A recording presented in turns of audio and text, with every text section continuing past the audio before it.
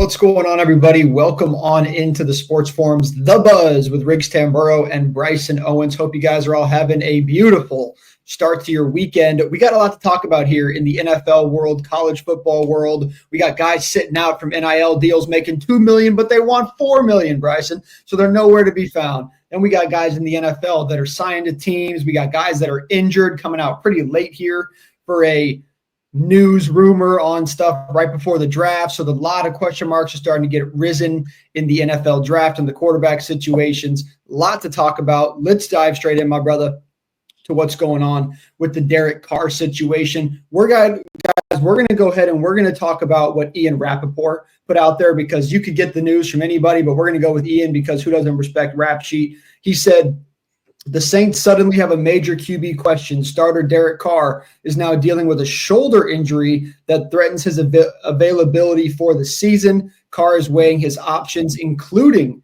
the possibility of surgery. Obviously, Derek Carr in 2024 had a season-ending injury there with the fractured non-throwing hand. And now there's a whole new injury with the shoulder, Bryson. Your thoughts on this one? At this point, does it feel like Derek Carr is a liability? Well, it definitely feels like he's a liability, especially if he's weighing the possibility of surgery and maybe not even being available at all next season, maybe not being available until the halfway through next season, whatever the case is. Unfortunately for both Carr and the Saints especially, Carr did kind of the right thing earlier in the year for them, because the Saints, for those of you who don't know, don't pay attention to the cap situations for teams and all that kind of stuff. The Saints are pretty consistently at the bottom in terms of cap space. They just years ago went on this spree of spending all these big money free agents. It was a combination of a little bit of Sean Payton and a little bit of the GM at the time. They went on the spending spree trying to capitalize on the latter parts of Breeze's career, and they brought in all these big guys. They brought in all these big number of free agents, and now they're just like paying off all that debt from the dead cap hits from those players and all the expensive players that they signed. And now they just have no money. So Carr did the right thing by restructuring his contract. And this season, he's actually not very expensive. He's only going to be a $20 million cap hit, which is very cheap for a starting quarterback in the NFL today. So like the Saints, we're looking at it as like, okay, we might be in a decent spot moving forward now. We have Carr, who, whether you like him or love him, he's still a starting level quarterback in this league, whether he's like a good starter, bad starter, whatever you want to say. He's still a top 32 quarterback in this league, in my opinion. And so when you're getting that at $20 million, you feel a little bit more comfortable. But now with this injury, here is the money if they choose to move on from Carr. Like, let's say they draft a quarterback. We can get into this a little bit later as a possibility with some of the news in the betting markets for Shador and all that kind of stuff. If they were to draft a quarterback and just say, we're done with Carr, we're going to move on from him, we're cutting him, whatever. If he's cut before June 1st, now with his restructured deal, he's an $80 million dead cap hit this year and a $60 million dead cap hit next year and a $40 million dead cap hit in 2027. So he's over, almost $200 million in dead cap hit if you cut Derek Carr by June 1st. So you have to wait until after June 1st to cut him. Then the dead cap hit gets a little bit better. It's about $20 million per year. So it cuts it basically in half overall. But now you have to make sure you get your guy a quarterback in the draft. Otherwise, cutting Derek Carr doesn't seem like it makes much of sense either. So what was a really smart situation at first by Carr restructuring his deal has now kind of put the Saints in a bit of an awkward situation heading into the year. Well, we see him here, obviously, with the number 9 pick overall, so we'll talk about what that's looking like. Once again, some QB odds changes going down as well for the NFL quarterbacks and where they're going to be going here now that the Saints are kind of in talks that they may be needed. Now, Bryson, before we get into those odds, I do just want to throw out there, I'm a little bit confused about how a guy who was out for the end of the season with a non-throwing hand injury, now, 1, 2, we'll call it 3 months since he was probably really throwing the football, if you would, at 4 or 5. I mean, I guess it could have been whenever, I guess, but let's just say 4 months since Derek Carr was actually working his body. How does he have a season-ending potential shoulder injury that needs surgery? Is it in rehab? Is it benching? Is it trying to throw when his arm wasn't, back to full strength after his other hand injury and he hurt it? Like, what do you think it was that caused this? Because you can go out and throw after not throwing for 4 months and, really make yourself sore in 2-3 weeks, you got to sit out, but that's not news. No one needs to know about that. So have you heard anything? Because I haven't heard anything about how this really came about. Was this an injury from last season? I don't know.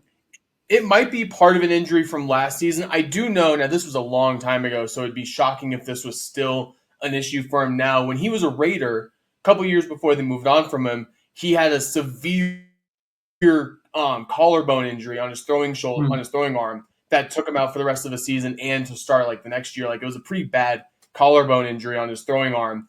And so as someone who, I played the quarterback position all through high school, obviously I didn't play anywhere near the level these guys did, but I played the position. I played other sports that required a lot of hard work and labor and that kind of motion on your right shoulder.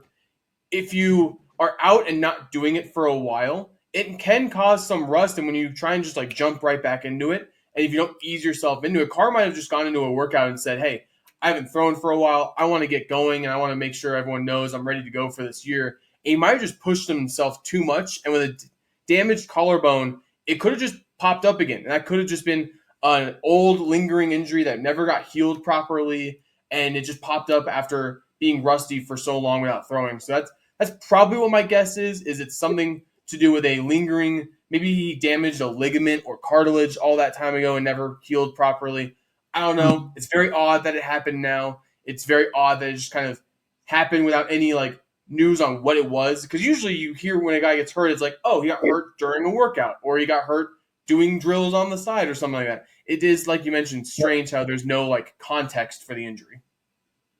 And the one thing that makes me think you might be right, that it could be lingering from the collarbone and all that stuff, is just because the fact that he's contemplating surgery tells me it was one of those injuries of, hey, man, if you want to play through it, it might bother you a little bit. But if we stay in rehab, we take care of it, you should be okay. But it's never going to be 100% if you don't do surgery. The problem for Derek Carr is if he did get this injury somehow by doing something stupid, maybe he went skiing with his kids, bro. I don't know, right? And if he did, you never know what that means about his contract and the money. And like, so you got to wonder if it's football related, workout related, or if it's playing pickup basketball with the boys. Like, you just don't know. Like, Patrick Mahomes has a contract, right? Can't play pickup basketball. He can't go skiing. He can't, all these different things. And if he gets hurt doing it, his contract voids. So there's just so many things to kind of figure out about this whole injury. But as of right now, guys, before we move on, that's a really good point you brought up, because it reminds me years ago, there was a Denver Bronco, and I can't for the life of me remember who it is.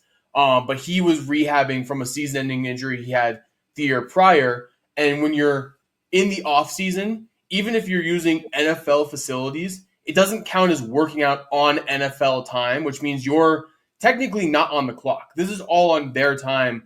All these workouts, all these training things, the NFL is not responsible for you getting hurt. So those contracts can be voided if he got hurt doing a non-team activity, like you mentioned. There was a Bronco years ago rehabbing from his injury in the workout room at the training facility in Denver, tore his ACL again, and was gone for the next year. And the Broncos were able to get off his contract because it was during non-NFL time. So it's a good point to bring up, because if it wasn't during official NFL time, the Saints could get out of Carr's contract and not have to pay him nearly as much as he's owed. Derek Carr better hope the case, my brother, because that's going to be $200 million he ain't about to see. But with all that said, we haven't got any word. I just want to throw it out there that is the case, guys. That is just us throwing out a hypothetical. Could be true, could be not. We don't really know yet. But once again, shout out to Ian Rappaport for always dropping the best knowledge and the quickest stats of anybody. Him and Schefter, I must say, shout out to both those guys. But with that said, Bryson, let's talk about the replacement for Derek Carr here, if they are to go quarterback in the draft, if you would. I know we saw a few other quarterbacks today getting brought. We saw Joe Flacco, Drew Lock. We'll talk about them in a little bit. But the veterans outside of Aaron Rodgers, there's not really many options left at this point. You kind of have to start looking towards this draft. Obviously, You got Cleveland at 2, Tennessee at 1. Both those guys are supposed to be taking a quarterback. The Giants are reportedly taking a quarterback.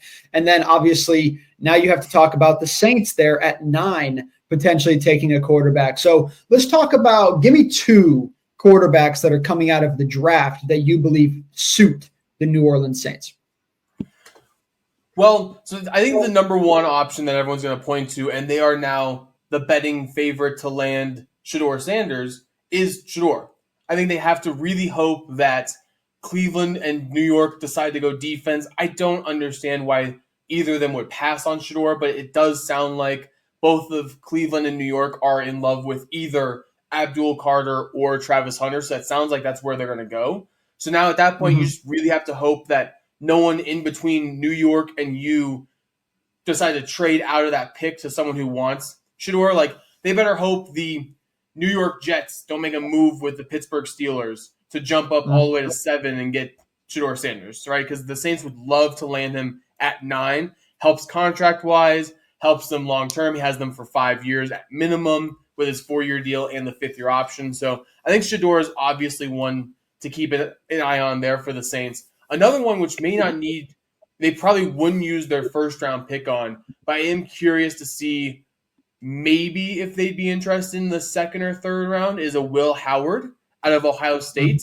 He's a guy who, before the combine, he had a pretty rough combine, so his buzz kind of died out around then. But he was getting a lot of buzz early in the pre-draft process of, could Will Howard somehow sneak into that first round? Could he be that 4th quarterback behind Cam Ward, Shedeur Sanders, and Jackson Dart? And Will Howard, big body guy, athletic, can throw pretty much every ball you need in the NFL. Doesn't have a great arm, but has a good enough arm. He's a good athlete, not a great athlete. I think he could be someone who could benefit from learning under Carr. Someone who, Carr at Carr's peak was a really good deep ball thrower and someone who knew how to just get the chains moved whenever they needed. He was a very good 3rd down quarterback at Carr's peak when he was a Raider. So that could be a good veteran for Will Howard to learn under. So those are 2 names I would keep an eye on for this draft if they are lucky enough to land Shedeur Sanders at 9, or maybe they go into the season with taking a flyer on Will Howard and see if he can develop into something by the end of the year. Is there any world, hypothetical, that you could see the New Orleans Saints, or not even the Saints, but more of the Browns contacting the Saints and saying, hey, how bad you want this guy? Yeah, I think there's definitely a world. And then the Browns, just to throw it out there, because if the Browns are looking at Abdul Carter, Travis Hunter, and Shedeur Sanders, and I guess technically Cam Ward. We got to keep Cam Ward's name in here. Everyone keeps assuming Cam Ward at number 1.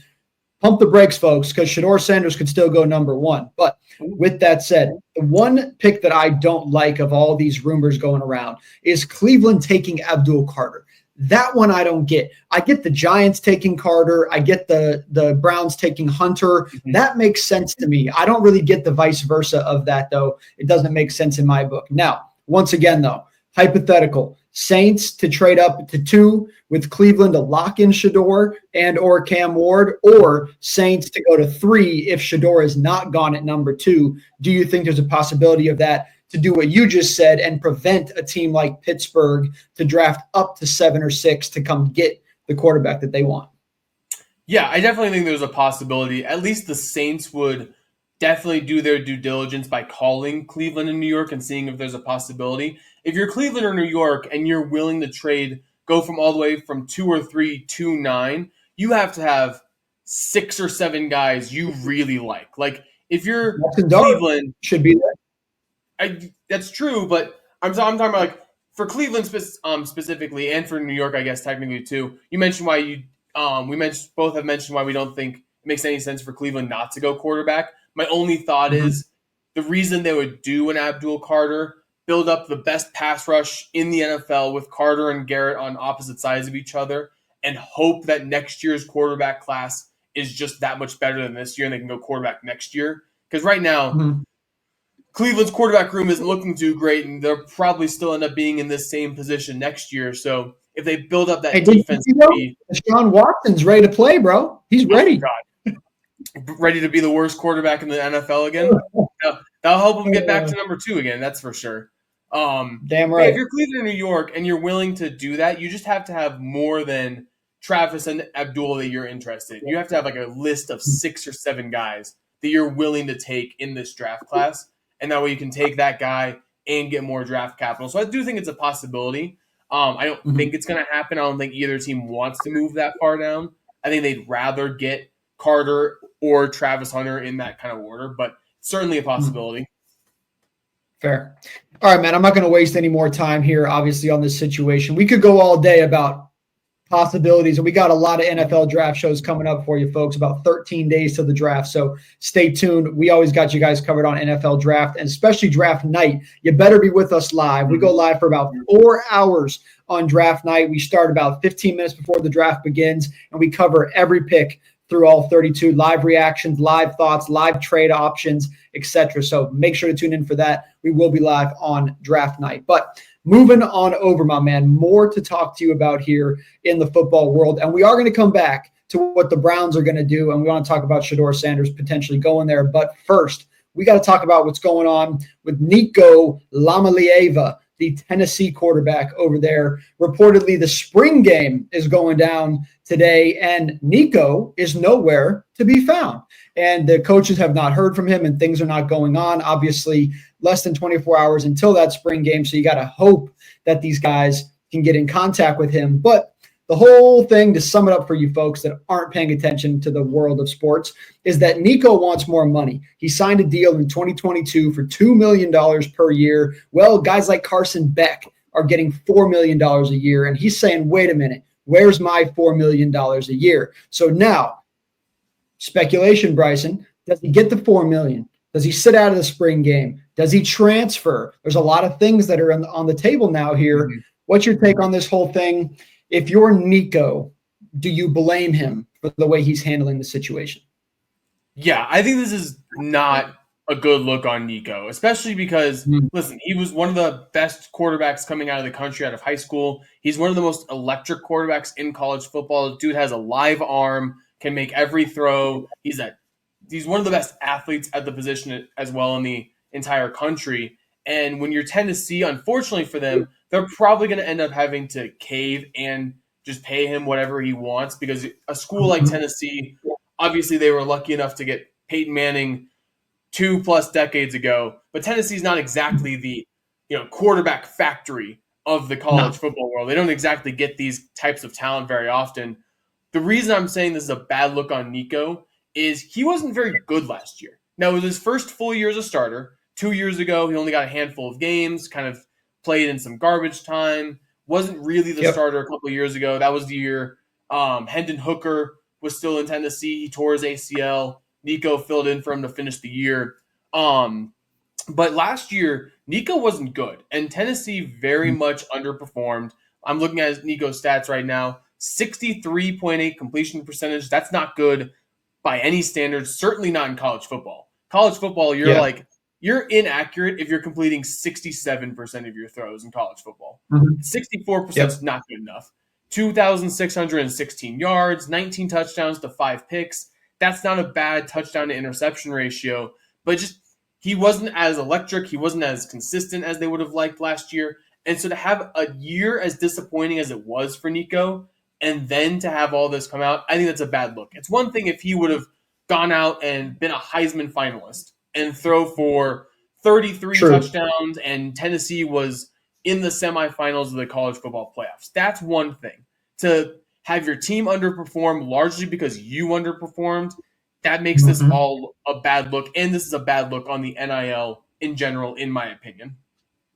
I mean, look, I can't really argue with you on his stats from last season because I expected more of the Bulls last year. They just fell short a lot. They were in a lot of games. They didn't have that fourth quarter boost to get them over the top, and a lot of that was the quarterback play and the offensive play. It wasn't really on the defense as much as you might think by looking at the scoreboard. So it's a tough one for me here. I agree with you. I mean, look, man, you can't – look, Bryson, you and I played college football at the wrong time, my brother, because if I could have thrown 64% and made $4 million a year, I'd be having a good time. I probably wouldn't be here right now. But with all that said, I don't know if he's worth $4 million. Now, you know me, and I'm not as high on Carson Beck either. And I get that that's kind of like his comparison player right now is, oh, well, if Carson Beck gets the transfer to Miami and he gets $4 million, well, then Nico should too. Well, I'm the farthest thing from a Carson Beck guy. And if you watch our shows, you know that about me. I don't like Carson Beck very much at all.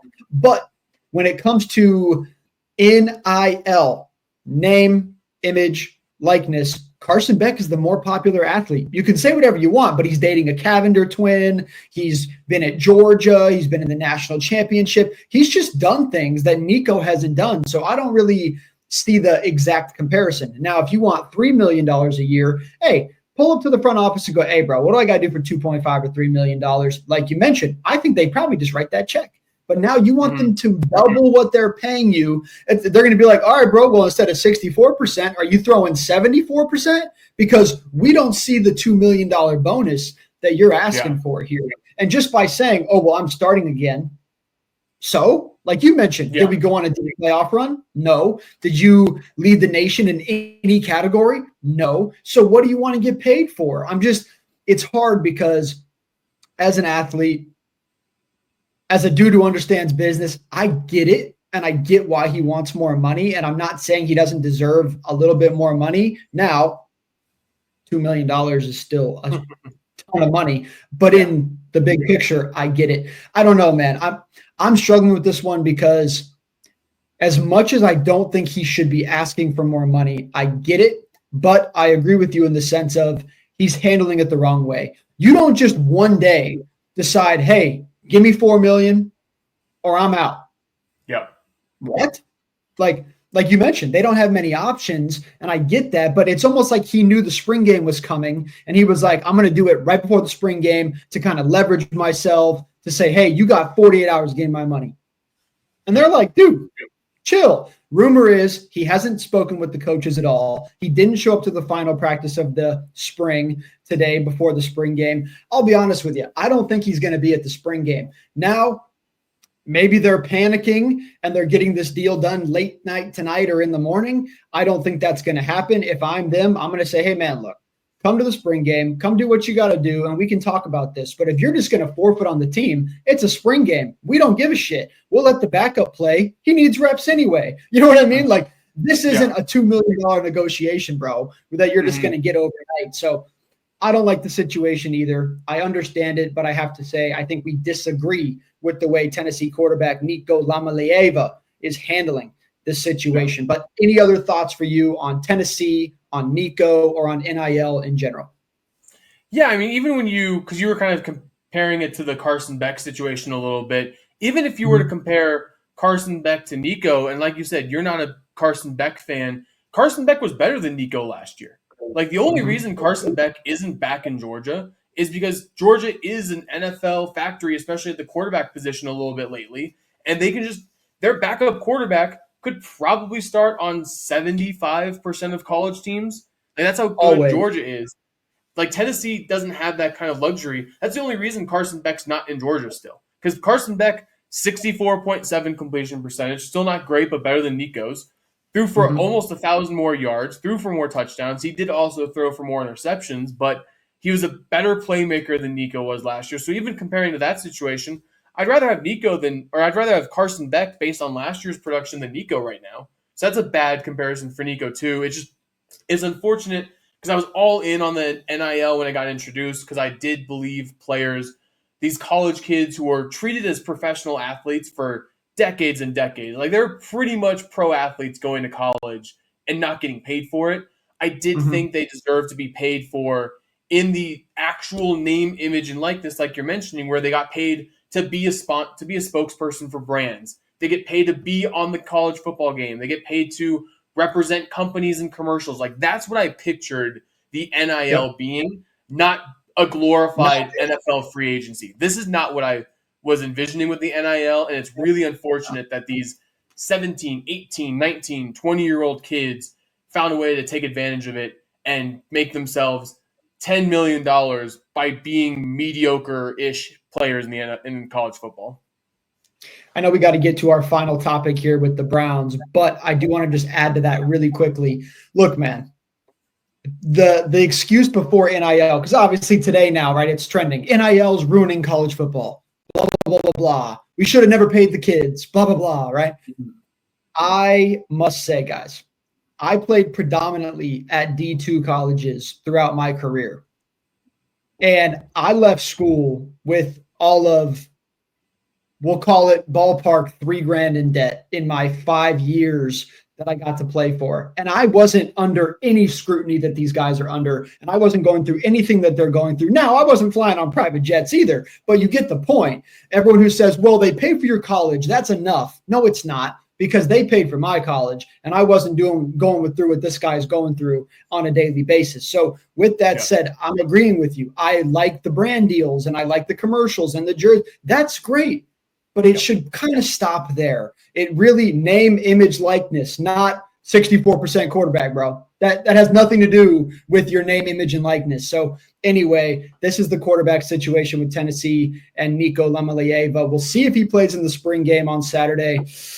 I don't know, man.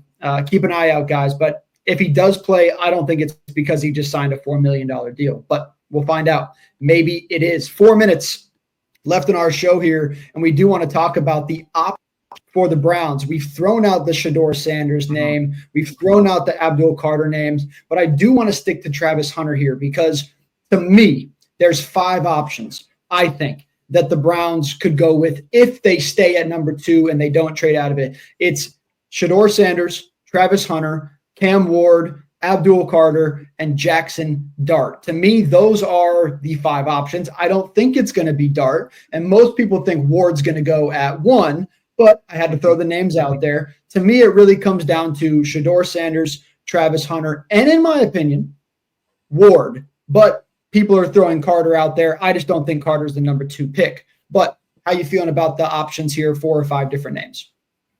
Well, I think that the best option for the Browns might be, because they signed Joe Flacco today. They have Kenny Pickett on the roster. Who knows if Deshaun Watson will be healthy to go for next year? It seems like that they are just, for whatever reason, staying put at the quarterback position. I think the best option for them to be might just go out and get Travis Hunter, because Travis Hunter is, in my opinion, the best player in the draft, and he has a unique ability. They're in an interesting spot where they don't need Travis Hunter to be the number 1 wide receiver on the team, because they did have Jerry Jeudy on a breakout season. He was a Pro Bowler last year, big year for Jerry Jeudy. They have David Njoku at tight end, so Travis can be that number 3 or number 2 wide receiver option for them to start the year. And they have a pretty solid couple corners on the roster as well. So they're not going to be asking Travis Hunter to also be the number 1 corner. They can have him be the number 2 wide receiver and the number 2 corner, kind of limit his snaps on both sides so he's healthy and fresh all year, can play dominant football on both sides of the ball, and then go into next year with a hopefully better, more deep quarterback class where they can then fix their quarterback situation. So I think Travis Hunter makes more sense to me. I think they're going to go with Abdul Carter because I think they really like the idea of pairing him with Myles Garrett. But to me, Hunter's the best player in this draft. That's where I would go if they're going to stay off the quarterback train. Bryson, the Browns have a good defense every year, and they don't beat anybody. I don't understand. It kind of reminds me of the Steelers a little bit. I don't understand why it's defense every year. You've had Myles Garrett, and how many playoff games have you won? And how many Super Bowls have you gone to? And how many times have you finished at 1 or 2 in the division? They don't compete. And you can have a defense all you want to, but if you only score 16 points a game, you ain't going to beat anybody. You're going to win 7-8 games. You're never going to go to the playoffs, and things aren't going to go well. I agree with you. You got to go with the best player in the NFL draft, and his name is Travis Hunter. There's no way around it anymore. I don't even think they should go Shedeur, and I don't think that they will, because like you mentioned, Joe Flacco's the backup who started a few games for the Colts last year, and you got that man Deshaun Watson who claims he's healthy, and they're doing ESPN stories on him and all these things. So I don't think they go quarterback. So we'll see what happens, but our pick for the Cleveland Browns is Travis Hunter. My man, we are rolling out of here for the weekend, guys. Make sure to give Bryson Owens a follow at Bryson Owens 16, myself at Rig Sports Talk. Check out sportsforummedia.com. Got news articles for you guys all weekend. Got our best bet articles, NBA, MLB, NHL. We got NBA and NHL playoffs right around the corner as well. So a lot of stuff coming for you. But until next time, guys, have a great weekend. Stay safe out there, and we'll see you on Sunday. Peace.